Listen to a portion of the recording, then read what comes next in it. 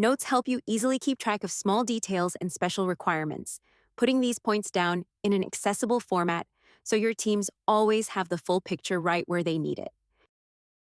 And now, you can add notes to your custom objects. Let's learn how to use them. Head to Custom Objects and open any record. Open the Notes section and click Add Note. In Contact Notes, click Associate to, then select the related custom object record. In Opportunity Notes, click Associate to, then select the related custom object record.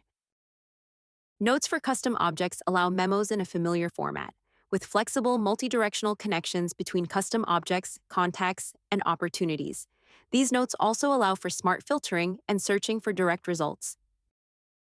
This brings greater clarity and efficiency to your workflow by keeping all relevant notes tied to their specific data entities and not scattered across unrelated records. We hope you enjoy it.